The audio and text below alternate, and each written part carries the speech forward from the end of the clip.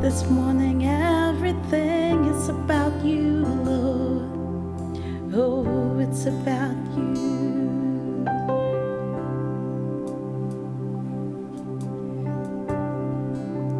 It's all about you. It's all about you.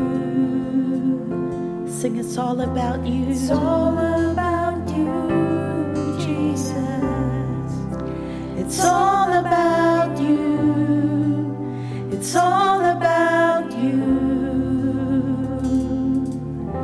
It's all about you, Jesus. It's all about you. Sing, it's all about you. Semuanya darimu. It's all about you. Semuanya untukmu. It's all about you. It's all about you. It's all about you, Jesus.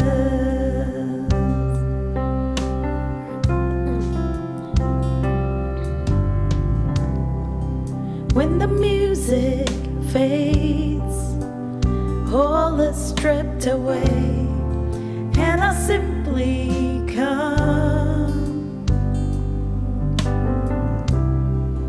longing just to bring something that's of worth, that will bless your heart. I'll bring you more than a song, for a song in itself is not what you have required. You search much deeper within. You search much deeper within. Through the way things appear, you're looking into my heart. I'm coming back to the heart of worship, when it's all about you. It's all about you, Jesus. I'm sorry, Lord, for the things I've made it. When it's all about you, it's all about you, Jesus.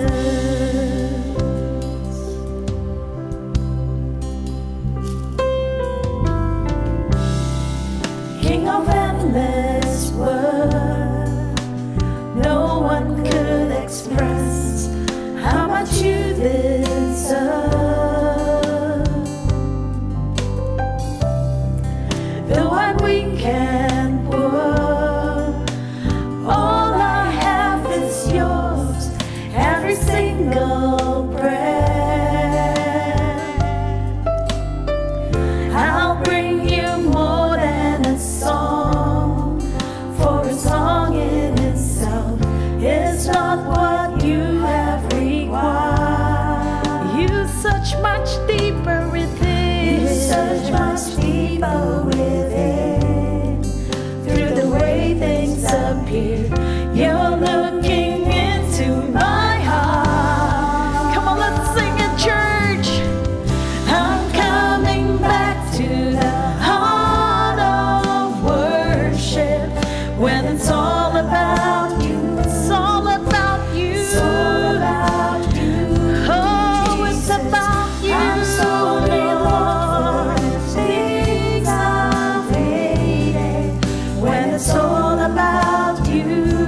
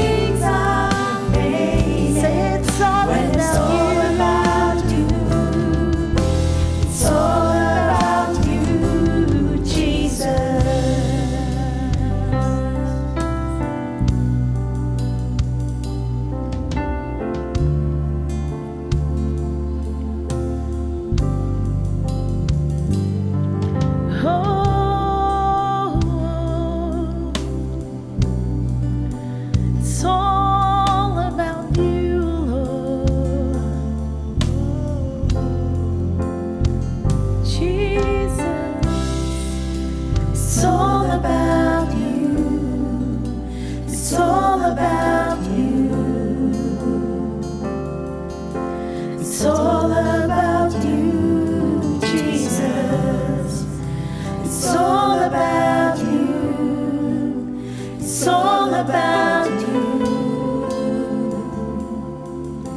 It's all about you, Jesus. It's all about you. It's all about you. It's all about you, Jesus. It's all about you. It's all about you. Oh, it's all about you. It's all about you, Jesus.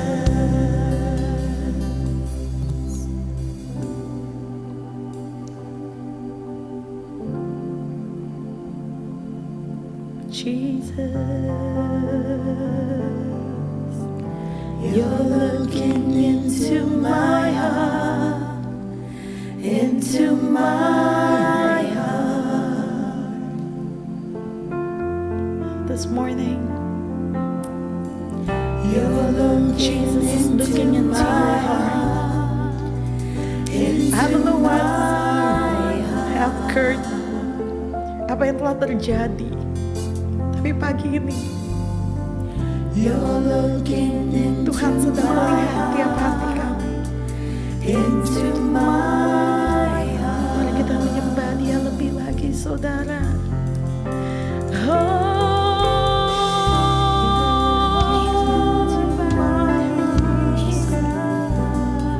With all my heart I worship you.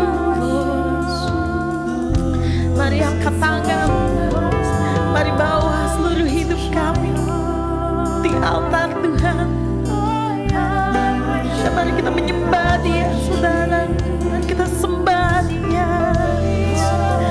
Oh, la la la maya si, kia la la maya shu, la la la ya si. Mari sembah Dia. Mari sembah Dia. Kembali ke kasih mula-mula. Kita menyembah Dia dengan semua yang kami miliki.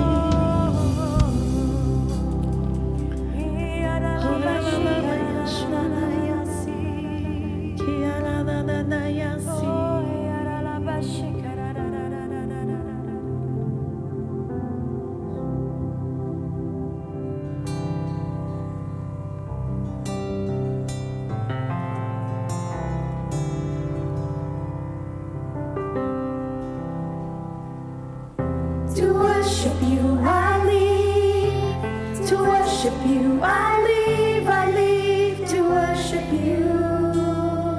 Oh, we worship you, Lord. To worship you I live, to worship you I live to worship you. Sing it, church. I worship you. With whatever you have today, just sing it to Him. I worship you. Say, I worship you. I worship you. Forever we will sing to you, Jesus.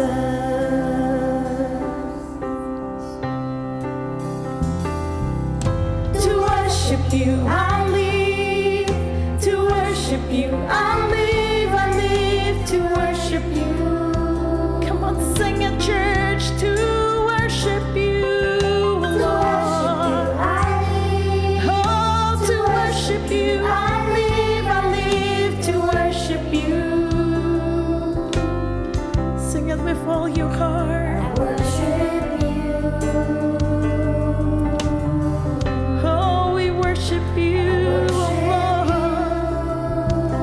Oh, we worship you, we worship you. Call upon His name, Jesus. Sing it. Oh, to worship you I live, to worship you I live to worship you. Oh, to worship you, Lord. To worship you I live. Oh, to worship you I live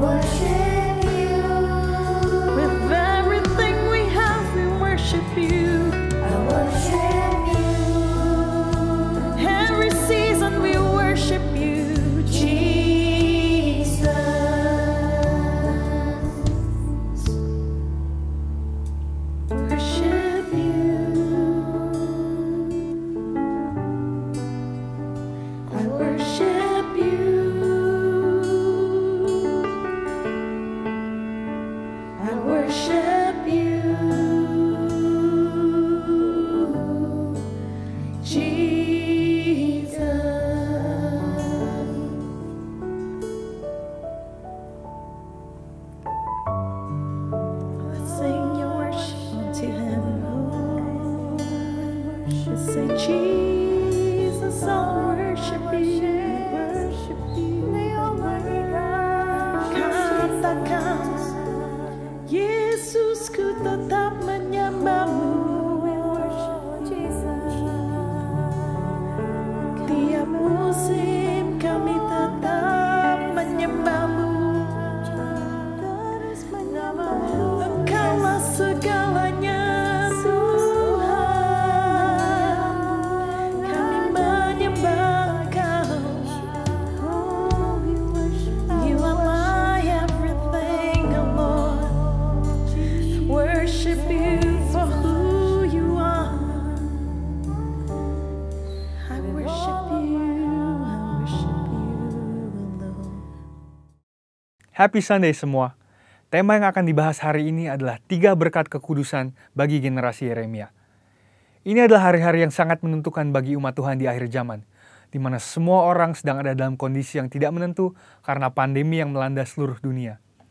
Dengan adanya situasi seperti ini, kita sebagai umat Tuhan dihadapi dengan 2 pilihan. Kita bisa menyerah kepada keadaan di sekeliling kita, atau kita bisa bangkit dan melakukan kehendak Tuhan pada zaman ini. Salah satu kehendak Tuhan pada zaman now adalah Dia akan membangkitkan sebuah generasi yang disebut sebagai generasi Yeremia. Ini adalah sebuah generasi anak-anak muda yang dipersiapkan untuk penuaian yang terbesar di akhir zaman ini. Ciri-ciri generasi Yeremia seperti yang disampaikan oleh gembala sidang kita adalah anak-anak muda yang dipenuhi dengan Roh Kudus, cinta mati-matian kepada Tuhan Yesus, tidak kompromi terhadap dosa, dan akan bergerak untuk memenangkan jiwa. Tuhan mempunyai rencana yang hebat untuk generasi ini. Namun iblis mengetahui hal tersebut. Oleh sebab itu, dia berusaha dengan segala macam cara untuk menghancurkan generasi ini dengan dosa dan segala daya tariknya. Ibrani 12 ayat 14 berkata, "Berusahalah hidup damai dengan semua orang dan kejarlah kekudusan, sebab tanpa kekudusan tidak seorang pun akan melihat Tuhan." Ayat di atas adalah bukti di antara begitu banyak firman Tuhan yang menunjukkan bahwa kekudusan adalah perintah dan syarat yang dari Tuhan kalau kita mau melihat kuasa dan kemuliaannya dinyatakan. Sebaliknya, dosa adalah penyebab utama gagalnya atau tertundanya rencana dan kehendak Tuhan di dalam kehidupan orang percaya. Sayangnya, banyak anak Tuhan tidak menyadari hal ini. Iblis akan selalu berusaha untuk menutupi kebenaran ini dengan berbagai tipu muslihatnya. Jadi apa sebenarnya yang iblis sedang berusaha untuk melakukan? Pertama-tama, iblis mau menghancurkan masa depan generasi Yeremia. Iblis memang tidak maha tahu, tetapi dia tentu mengetahui banyak hal. Dia mengetahui kekuatan dan kelemahan kita. Dan beberapa contoh senjata yang sering dipakai iblis melawan generasi muda adalah kekerasan, narkoba, imoralitas seksual, dan banyak hal lainnya. Lalu apakah yang terjadi ketika kehidupan generasi muda dikuasai oleh dosa? Yang pertama adalah hatinya menjadi keras. Hal pertama yang direbut iblis ketika seseorang hidup dalam dosa adalah hatinya. Sebab dosa menjauhkan kita dari Tuhan dan membuat kita dingin terhadap firman Tuhan. Kekerasan hati akan membuat kita susah untuk diajar dan dibentuk oleh kebenaran firman. Yang kedua adalah hidupnya tidak menjadi maksimal. Yohanes 15 ayat 5 berkata, "Akulah pokok anggur dan kamulah ranting-rantingnya. Barang siapa tinggal di dalam aku dan aku di dalam dia, ia akan berbuah banyak, sebab di luar aku, kamu tidak dapat berbuat apa-apa." Kehendaknya adalah supaya kita hidup dalam segala kelimpahan, baik jasmani maupun rohani. Tetapi dosa menjauhkan kita dari semua itu. Tetapi pilihannya ada di tangan kita masing-masing. Mari kita menabur yang baik, maka kita akan menuai keberhasilan dan kebaikan bagi kemuliaannya. Yang ketiga adalah kebinasaan kekal. Dosa pada akhirnya akan membawa kita kepada kematian, yaitu hukuman yang kekal di neraka. Banyak orang sekarang bersembunyi di balik pengajaran yang berkata, sekali selamat tetap selamat. Tetapi seperti yang dikatakan oleh firman Tuhan di Filipi 2 ayat 12, kita mempunyai tanggung jawab untuk mengerjakan keselamatan itu. Oleh sebab itu, bangunlah dan hidup dalam kekudusannya. Saudara, ada 3 berkat yang akan kita terima ketika kita memutuskan untuk hidup dalam kekudusannya. Yang pertama, kita akan siap untuk menerima kepercayaan yang besar dari Tuhan. Seperti yang dikatakan di Matius 25 ayat 21.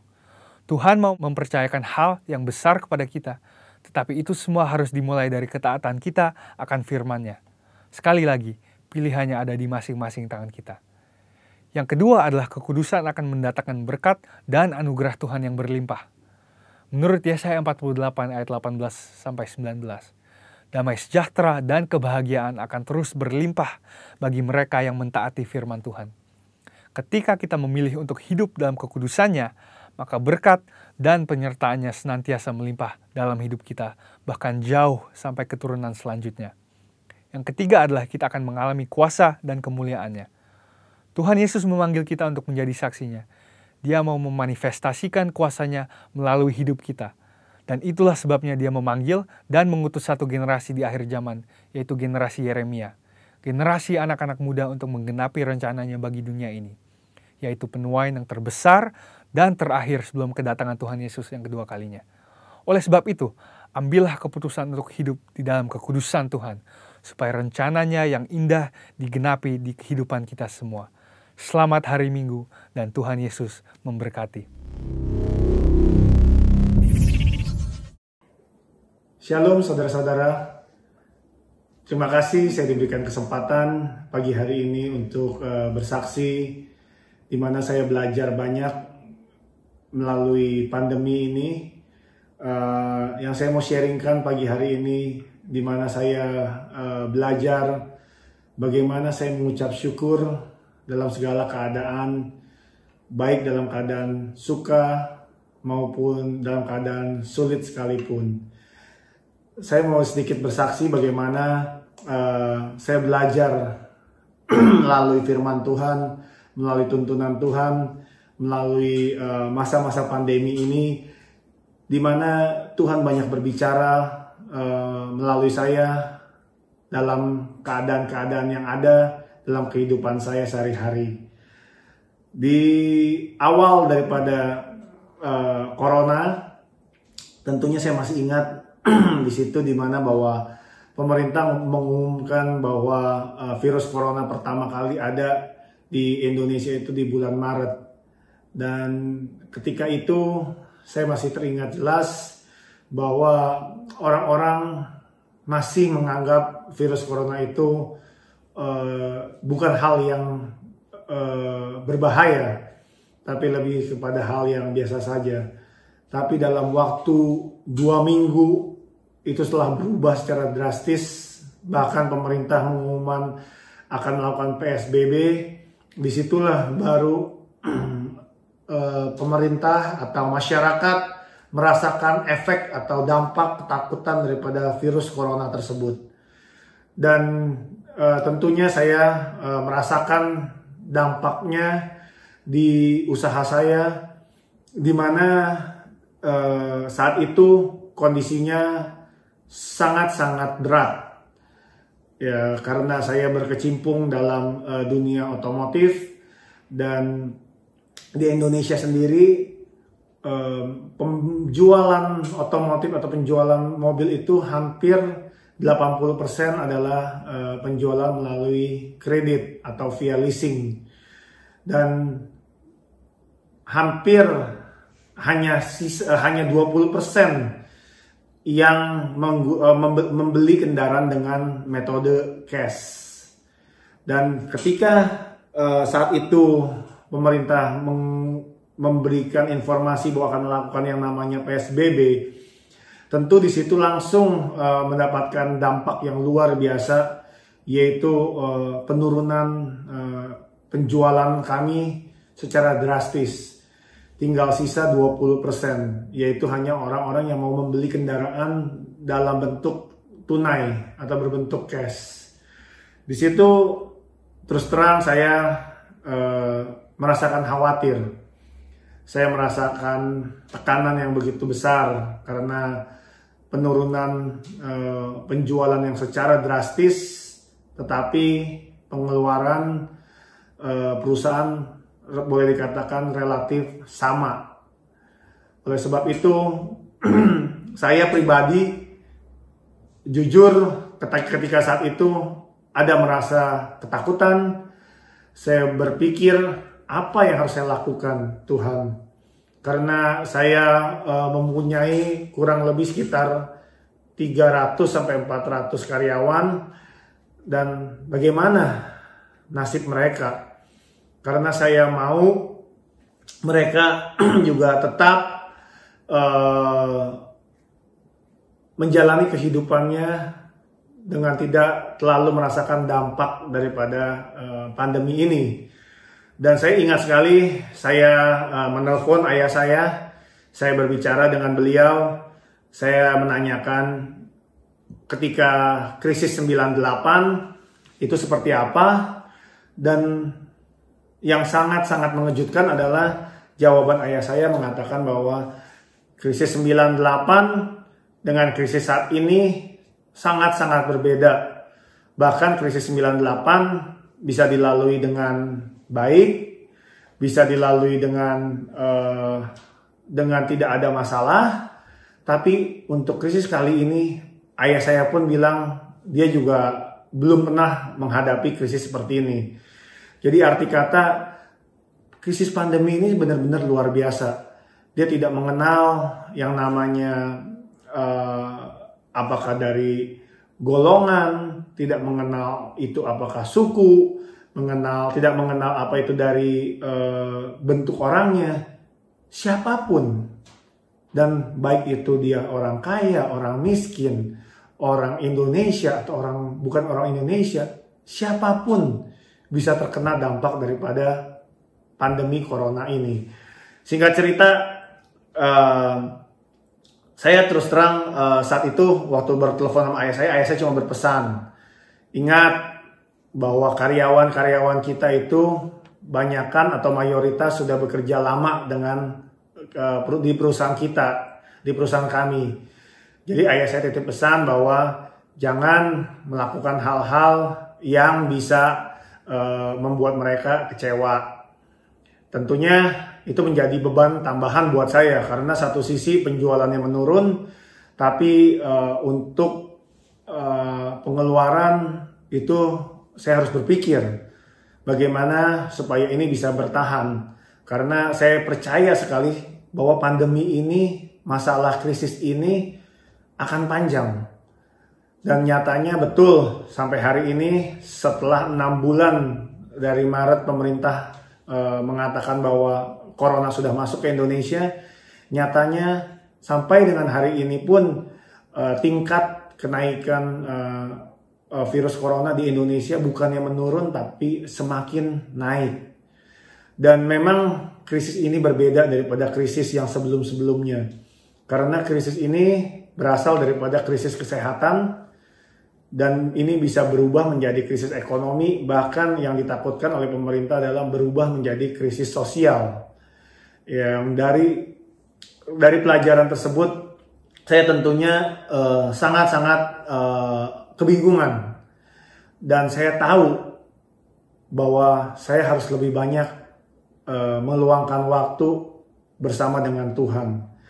Dan saya ingat satu hari saya mendapatkan firman Tuhan di Efesus 5 ayat 20. Ucaplah syukur senantiasa atas segala sesuatu dalam nama Tuhan kita Yesus Kristus kepada Allah dan Bapa kita.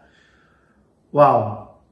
Di situ, ketika saya merasa kebingungan, ketika saya tidak mempunyai jawaban atau tidak mempunyai jalan keluar atas masalah atau krisis ini, yang saya dapatkan dari Tuhan adalah ucaplah syukur senantiasa atas segala sesuatu dalam nama Tuhan kita Yesus Kristus kepada Allah dan Bapa kita. Wow, di situ saya benar-benar merasa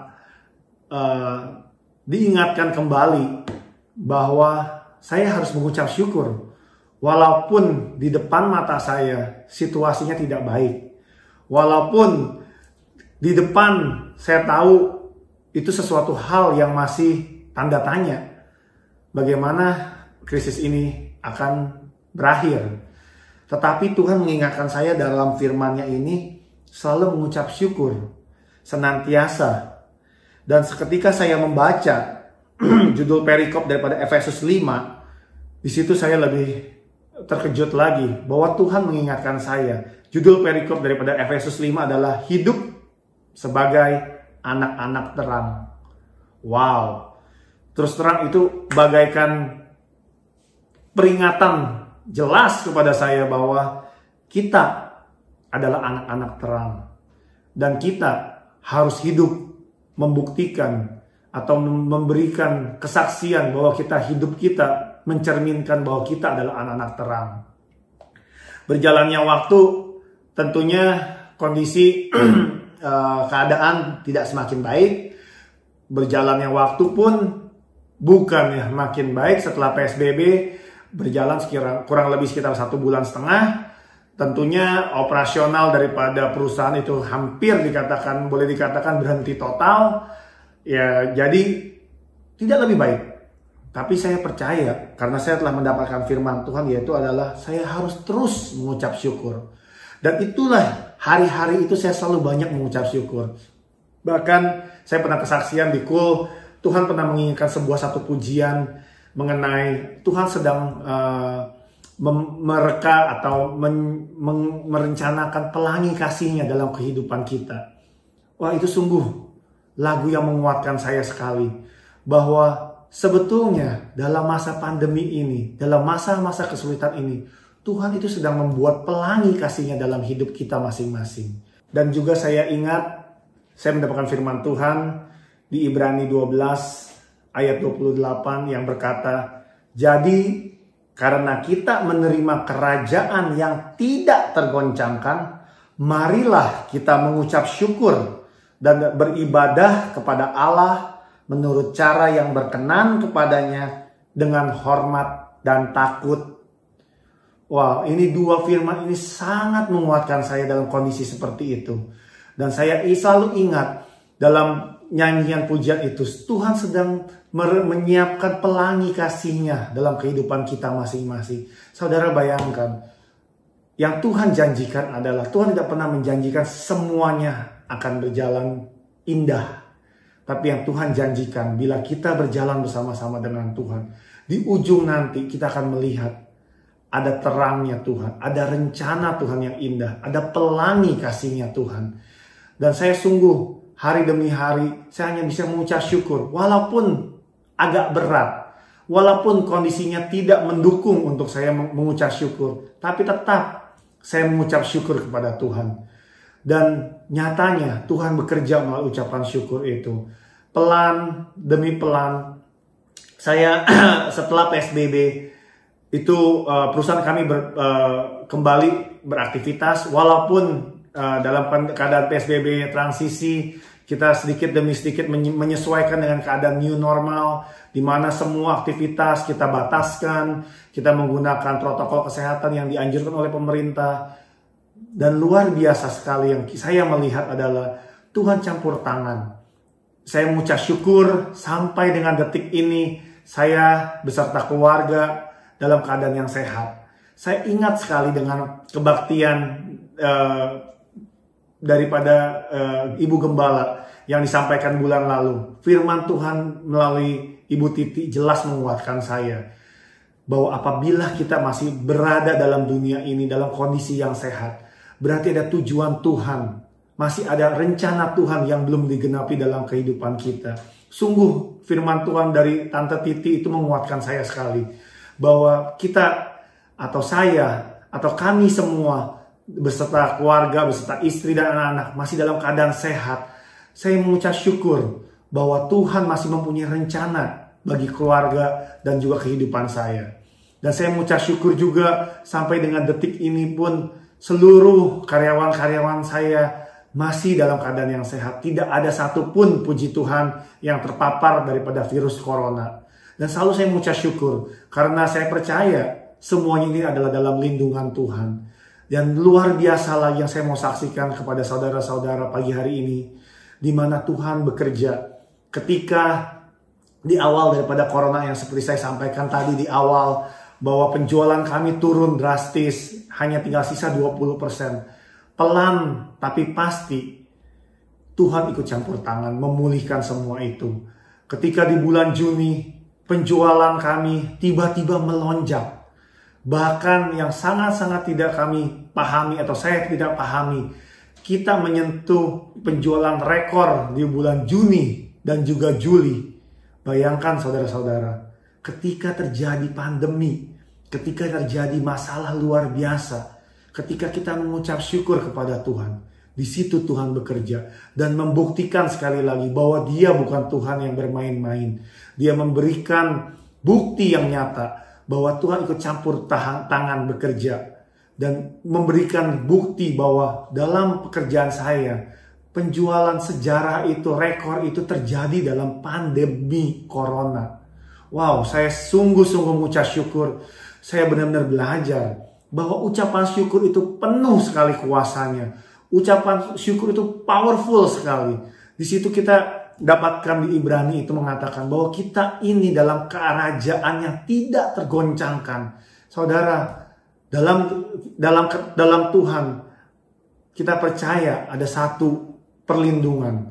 Kita percaya Tuhan mempunyai satu rencana yang indah dalam kehidupan kita masing-masing. Saya tidak tahu keadaan atau situasi seperti apa yang saudara-saudara hadapi kondisi hari ini.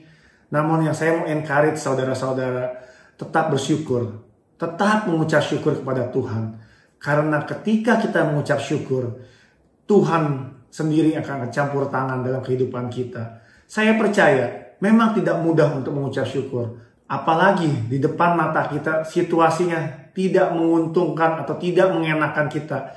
Atau tidak memungkinkan kita untuk mengucap syukur. Tetapi percayalah, ketika kita mengucap syukur, ada power, ada kuasa.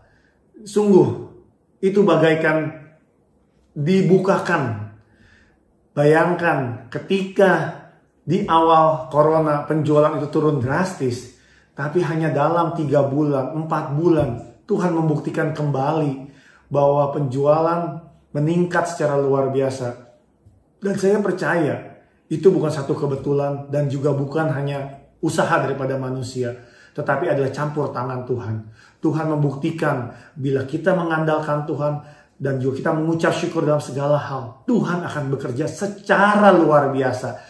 Ya, itulah yang saya mau sampaikan pagi hari ini, yang saya mau sharingkan kepada saudara, Bapak dan Ibu semuanya. Saya tidak tahu kondisi yang sedang dihadapi oleh Bapak Ibu sekalian. Namun yang saya mau ajak kepada Bapak Ibu sekalian, apapun itu, tetaplah mengucap syukur kepada Tuhan. Karena firman Tuhan pun berkata, barang siapa mengandalkan Tuhan, tidak akan dikecewakan oleh Tuhan. Saya mengucap syukur untuk kesempatan pagi hari ini, di mana saya diberikan kesempatan untuk bersaksi. Dan saya berharap kesaksian ini bisa menguatkan saudara-saudara yang mendengarkannya. Dan saya percaya di mana kita 2-3 orang berkumpul, bersatu di dalam nama Tuhan Yesus, Tuhan itu akan hadir. Dan jangan lupa kita selalu berdoa kepada Tuhan, luangkan waktu untuk berfellowship dengan Tuhan. Di saat-saat seperti itulah Tuhan akan turun dan memberitakan firman-Nya kepada kita. Saya percaya segala permasalahan apabila kita serahkan kepada Tuhan, percayalah selalu ada jalan keluarnya. Mungkin kelihatannya telat, tapi ingat, Tuhan Yesus tidak pernah terlambat. Terima kasih. Kiranya kesaksian saya ini bisa menjadi berkat buat Bapak, Ibu, dan saudara-saudara sekalian. Tuhan Yesus memberkati. Haleluya.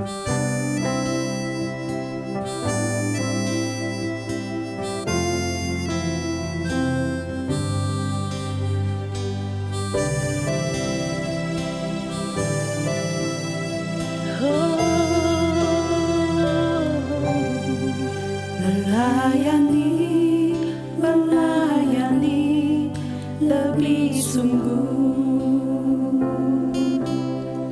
melayani lebih sungguh.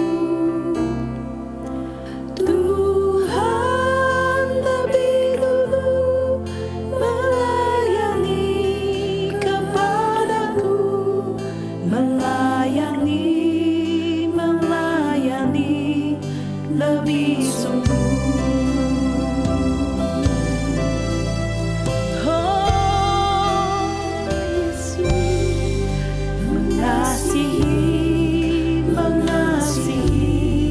lebih sungguh, mengasihi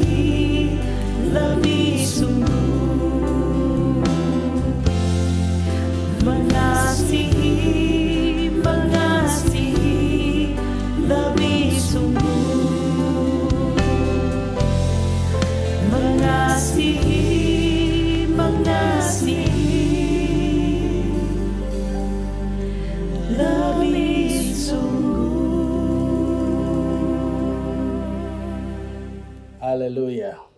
Puji Tuhan, selamat pagi Bapak Ibu yang dikasihi Tuhan. Salam damai sejahtera buat kita semuanya. Shalom, puji Tuhan. Kita baru saja mendengarkan kesaksian daripada hambanya Pak Jimmy yang menjadi berkat buat kita semua. Hari ini banyak orang yang memiliki pergumulan demi pergumulan. Secara khusus memasuki tahun 2020. Banyak orang yang merasa berat, banyak orang merasa bagaimana tahun 2020 tidak mudah memang di tahun yang sangat berat ini. Nah, walaupun apapun keadaan setiap kita semua, saya mau katakan, setiap kita orang percaya adalah bahwa engkau dikasihi Tuhan. Satu kekuatan buat kita semua bahwa kita sebagai anak Tuhan, kita punya Bapa yang begitu mengasihi kita. Percayalah, Tuhan tidak pernah meninggalkan Bapak Ibu, Tuhan tidak pernah meninggalkan setiap kita. Apapun, seberat apapun tahun ini yang kita lewati, sesuatu kekuatan buat kita semua bahwa kita merupakan orang-orang yang dikasihi Tuhan. Sebuah kebanggaan buat kita memasuki hari yang baru, hari Minggu ini, di mana kita bisa bersama-sama kita memasuki minggu sangat luar biasa. Kalau kita masih ada sampai hari ini, dan kita masih bisa beribadah, kita masih bisa bangun bersama dengan keluarga, itu sebagai bukti bahwa Tuhan mengasihi kita semuanya. Percaya akan itu? Katakan amin. Puji Tuhan. Nah, pagi hari ini banyak orang memiliki pergumulan demi pergumulan yang tidak sedikit.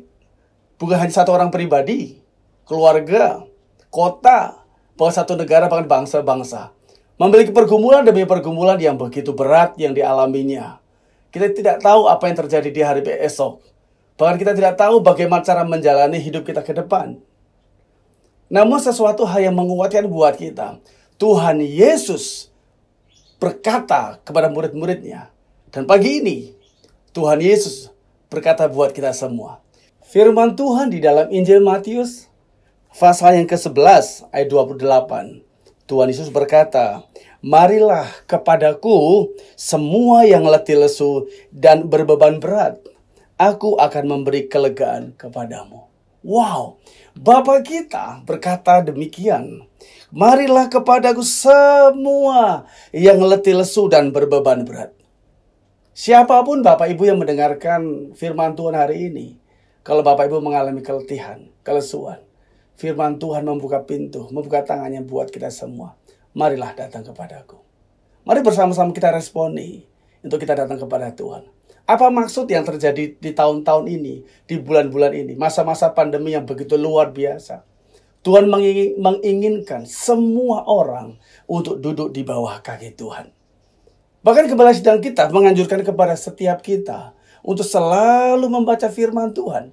Di dalam Mazmur, pasal yang ke-91, ayat yang pertama berkata, "Orang yang duduk dalam lindungan yang maha tinggi dan yang bermalam dalam naungan yang maha kuasa akan berkata kepada Tuhan, tempat perlindunganku dan kubu pertahananku, Allahku yang kupercayai." Yang percaya katakan amin. Nah, orang yang tahu apa yang terjadi hari-hari ini dan apa semua maksud yang terjadi, Tuhan berkata begini, marilah datang kepadaku. Mari Bapak Ibu, saudara sekalian yang dikasihi Tuhan. Kita meresponi apa yang Mazmur pasal yang ke-91 ayat pertama tadi katakan. Ya, orang yang duduk dalam lindungan yang mati. Itu hanya orang-orang yang seperti itulah yang akan berkata bahwa Tuhan itu tempat perlindunganku. Mari bersama-sama Bapak Ibu, saudara sekalian yang dikasihi Tuhan. Kita berlindung di bawah kaki Tuhan. Kita mempercayakan seluruhnya kepada Tuhan. Kita memilih bagian-bagian apa yang Tuhan mau. Bahkan kalau kita melihat apa yang dilakukan oleh Maria, dia duduk di bawah kaki Tuhan. Itu yang menjadi hal yang paling utama buat setiap kita. Itu maksud daripada semuanya itu. Oleh sebab itu saya merenungkan apa yang harus saya lakukan hari-hari ini. Yuk bersama-sama. Kita nggak tahu apa yang terjadi di hari-hari ke depan. Ya, oleh sebab itu kita datang kepada Tuhan. Kita mengucap syukur. Dalam segala keadaan apapun, kita tetap memilih untuk percaya kepada Tuhan. Katakan, aku percaya Tuhan. Nah, tadi dalam firman Tuhan dalam Matius pasal yang ke-11 ayat 28 berkata, "Marilah kepadaku semua yang letih lesu dan berbeban berat." Tuhan Yesus sendiri berkata bahwa aku akan memberi kelegaan kepadamu. Ini firman Tuhan yang berkata, Tuhan Yesus sendiri yang berkata, bagian kita mempercayainya, bagian Tuhan melakukannya. Tidak sulit bukan buat kita untuk kita mempercayai Tuhan. Bahwa bahkan orang-orang yang mempercayakan hidupnya kepada Tuhan, seperti dalam Mazmur 91 ayat yang ke-7, firman Tuhan itu berkata demikian, Bapak Ibu. Walau 1.000 orang rebah di sisimu dan 10.000 di sebelah kananmu, itu dikatakan, tetapi itu tidak akan menimpamu. Firman Tuhan berkata hanya orang yang duduk di bawah kaki Tuhan, yang kesukaannya merenungkan Taurat Tuhan itu siang dan malam. Pertanyaan saya adalah, apakah kita suka duduk di bawah kaki Tuhan atau tidak? Itu yang akan menentukan.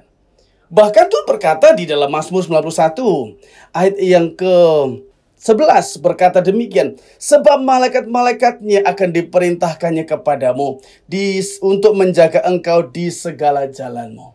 Nah, orang-orang yang suka duduk di bawah kaki Tuhan, itu orang-orang yang disayang Tuhan. Maka tadi dari awal saya katakan bahwa engkau adalah orang yang dikasihi Tuhan. Kepada orang-orang yang dikasihi Tuhan, apabila ada petaka, apabila ada sebuah persoalan, pergumulan di hidup, percayalah, Tuhan akan memerintahkan malaikat-malaikatnya untuk menjaga kita, untuk melindungi setiap kita semua. Yang percaya katakan amin. Oleh sebab itu, pastikan bahwa hari ini, khususnya di tahun 2020, kita lebih banyak duduk di bawah kaki Tuhan. Mendengarkan akan setiap nasihatnya, mendapatkan kekuatannya daripada Tuhan. Oleh sebab itu, biarlah setiap kita semua mempercayakan seluruh kehidupan kita kepada Tuhan. Yang percaya katakan amin.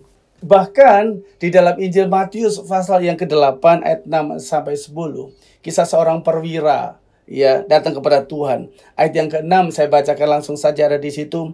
Tuhan, hambaku terbaring di rumah karena sakit lumpuh dan ia sangat menderita. Salah satu contoh orang yang memiliki pergumulan. Bukan hanya kita loh, bukan hanya sedang kiri kanan kita. Namun firman Allah juga memberikan sebuah contoh-contoh orang yang punya pergumulan hidup, punya permasalahan hidup yang tidak ringan. Seperti halnya seorang perwira yang datang kepada Tuhan Yesus. Datang di dalam Matius pasal yang ke-8 ayat 6-10. Ayat 6 berkata demikian. Tuhan, hambaku terbaring di rumah karena sakit lumpuh dan ia sangat menderita. Begitu luar biasa, sebuah penderitaan yang tidak ringan. Namun Tuhan Yesus berkata demikian. Yesus berkata kepadanya, aku akan datang menyembuhkannya. Namun apa kata perwira itu? Tetapi jawab perwira itu kepadanya, Tuhan, aku tidak layak menerima Tuhan di dalam hidupku. Katakan saja sepatah kata, maka hambaku itu akan sembuh. Sebuah iman yang begitu luar biasa, mempercayai Tuhan. Begitu. Hanya sepatah kata saja Tuhan katakan. Kira-kira kata apa yang diperlukan oleh seorang perwira? Kata sembuh. Hanya itu saja. Dia mempercayakan kalau Tuhan berkata, maka terjadi. Sebab itu firman Allah demikian juga. Seperti tadi dalam Matius tadi saya katakan, bahwa marilah kepadaku semua orang yang letih lesu dan yang berbeban berat. Aku kata Tuhan akan memberikan kelegaan kepadamu. Nah, kalau Tuhan Yesus sendiri sudah berkata kepada kita, seperti di dalam Matius pasal yang ke-11 ayat 28 tadi, marilah datang kepadaku mereka yang letih lesu dan yang berbeban berat. Tuhan sendiri sudah berkata akan memberikan kelegaan kepadamu. Kalau Tuhan berkata seperti itu, yang kita butuhkan apa? Kita duduk bawah kaki Tuhan, kita belajar dari seorang perwira untuk mempercayai Tuhan. Tuhan, sepatah kata saja, aku akan sembuh. Sebab itu siapapun Bapak Ibu yang mendengarkan firman Tuhan saat pagi hari ini, percayalah bahwa bagi Tuhan tidak ada yang mustahil. Saya mau katakan, Tuhan Yesus mengasihi kita semuanya. Sebuah pujian berkata, bagi Tuhan tak ada yang mustahil. Bagi Tuhan tak ada yang tak mungkin. Mujizatnya disediakan bagiku. Ku diangkat dan dipulihkannya. Percayakah Bapak Ibu oleh pujian ini? Bagi Tuhan tidak ada yang mustahil. Seorang perwira yang datang kepada Tuhan, lalu Tuhan berkata sembuh, maka dikatakan sembuh dan terjadilah kesembuhan. Kalau hari ini kita datang kepada Tuhan, maka Tuhan akan memberikan kelegaan kepadamu. Yang harus kita lakukan adalah kita menerima. Nggak meragukan, nggak mempertanyakan apa terjadi, apa mungkin. Bagian kita hanya mempercayai Tuhan. Begitu simpel dan mudah. Dan kedua, bagian kita hanya menerima apa yang Tuhan beri. Tugas kita nggak banyak. Duduk di bawah kaki Tuhan. Dalam Mazmur pasal yang pertama, ayat pertama berkata, berbahagialah orang yang tidak berjalan menurut nasihat orang fasik, yang tidak berdiri di jalan orang berdosa, dan yang tidak duduk dalam kumpulan pencemooh. Bapak Ibu yang dikasihi Tuhan, mari biarlah hari-hari ini kita lebih banyak duduk di bawah kaki Tuhan. Biar kita duduk bersama-sama dengan orang benar, duduk dengan orang-orang yang percaya kepada Tuhan. Maka kita dikuatkan, iman kita terbangun. Seringkali kita juga bersama-sama ikut ibadah dalam Zoom, dalam gereja. Mari sesering mungkin kita mengikuti supaya kita dikuatkan. Di mana ada hadirat Tuhan, di situ kita semua dikuatkan dan mengalami zaman dan lawatan Tuhan. Yang percaya katakan amin, ya. Nah, itu dua cara yang perlu kita lakukan. Kita duduk di bawah kaki Tuhan dan mempercayainya. Bahkan bagian kita mempercayainya di dalam Mazmur 91 ayat yang ke-16 berkata bahwa dengan panjang umur akan kukenyangkan dia dan akan kuperlihatkan kepadanya keselamatan daripadaku. Nah, Bapak Ibu, kenapa kita harus suka duduk di bawah kaki Tuhan? Supaya mata kita selalu tertuju kepada Tuhan. Nah, Bapak Ibu, sebagai orang percaya kepada Tuhan Yesus, kita punya masa depan yang penuh pengharapan. Orang percaya kepada Tuhan Yesus, surga adalah janji Tuhan bagi setiap orang yang terus mempercayai Tuhan. Namun perlu kita sadari bahwa sampai hari ini kita belum sampai di surga. Kita masih sedang dalam perjalanan. Nah, Bapak Ibu, saya pernah diundang ke sebuah tempat pelayanan di mana saya ini belum pernah ke sana. Dan apa yang saya lakukan? Saya menggunakan Google Map. Dari rumah saya berangkat, saya ikut berjalan, ikut Google Map. Tapi begitu sudah dekat, kira-kira kurang 2 kilo atau 1,5 kilo, ya hampir sampai. Saya percaya, oh udah mau dekat, saya tahu dari situ. Ya sudah, Google Map saya tutup. Nah, begitu saya dalam perjalanan, saya lihat-lihat, begitu kok tidak sampai-sampai. Begitu saya lihat di Google Map kembali, loh, kok jauh sekali? Apa yang saya tuju kok menjadi jauh? Karena saya pikir sudah dekat. Ketika ini saya tutup, saya kehilangan itu semuanya. Bapak Ibu, kita belum sampai di surga, kita sedang perjalanan. Tuhan berkata, kerajaan Allah sudah dekat buat kita semua. Tapi justru karena kerajaan Allah itu sudah dekat buat kita semua, jangan sampai kita merasa, oh sudah dekat, berarti saya sudah mau sampai. Tapi jangan sampai kita kehilangan arah dan tujuan itu kemana. Namun biarlah mata kita selalu tertuju kepada Tuhan.